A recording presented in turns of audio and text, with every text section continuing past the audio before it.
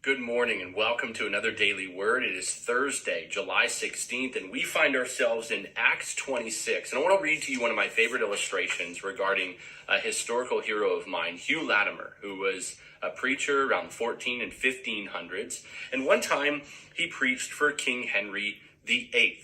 And the way that he exhibited boldness and passion and conviction actually reflects Paul in this particular chapter that is part of your reading.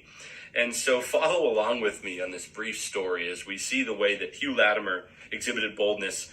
He preached before King Henry VIII, who was known as a nasty king in history, and Henry was greatly displeased by the boldness in the sermon and ordered Latimer to preach it again the following week and then to apologize for the offense that he had given.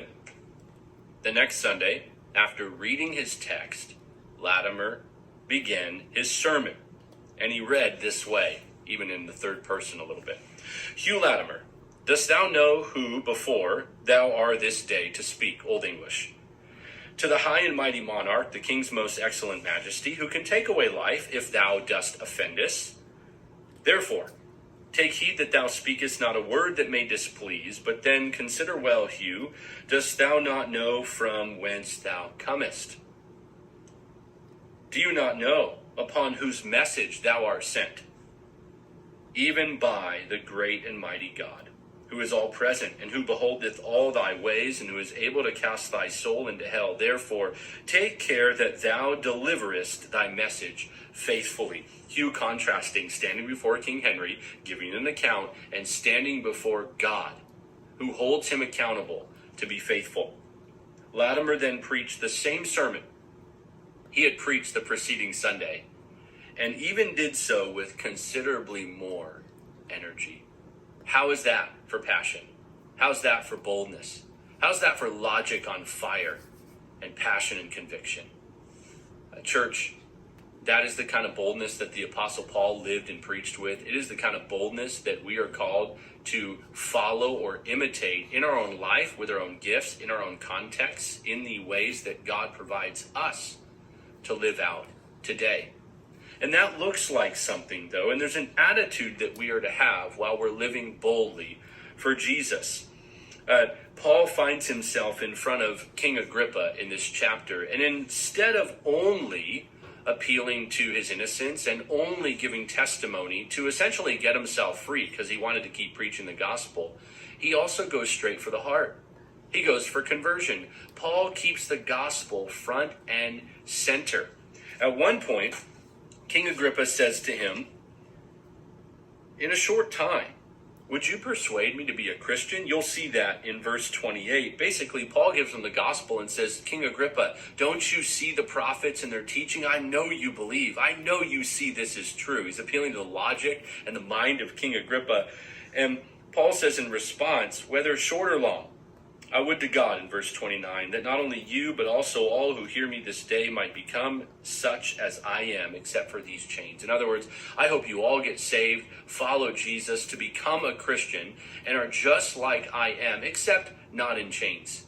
Now, when they declare him innocent, in verse 31, when they withdraw and they said to one another, this man has done nothing to deserve death or imprisonment. That is the fifth time that Paul is declared innocent. And yet, he's still in chains. I've noticed that the governor and now the king have declared him innocent. Reminds me of the Gospel of Luke recording a king and a governor declaring Jesus innocent. And yet Jesus still to the cross and Paul still in chains. Why do I bring up that parallel? Is because their example. Along the way, there certainly can be appeals, and Paul made those.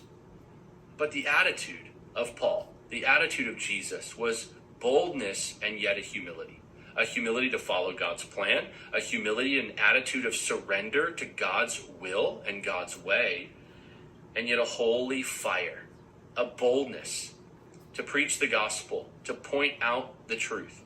And so as you and I navigate these waters in today's culture and the political climate heats up and opinions and preferences abound, I want to challenge you, church. In all your bold truth speaking, do you have an attitude that is focused on the gospel? Is the gospel front and center? Is Jesus your model? Are we fighting for our own rights, or are we fighting for the truth of God's word?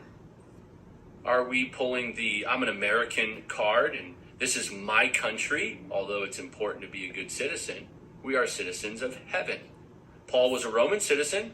He appealed to his Roman citizenship. He used what he could most certainly to ensure that he could preserve his life for the preaching of the gospel. And so even today for us as Christians in America, we don't want to preserve our rights and freedoms simply to have our rights and freedoms. We want to do so with an attitude that is determined to continue to preach the gospel. Why? Because Jesus is the solution, isn't he? He's the solution for America. He's the solution for China, for South America, for Canada, for Europe, and the whole world.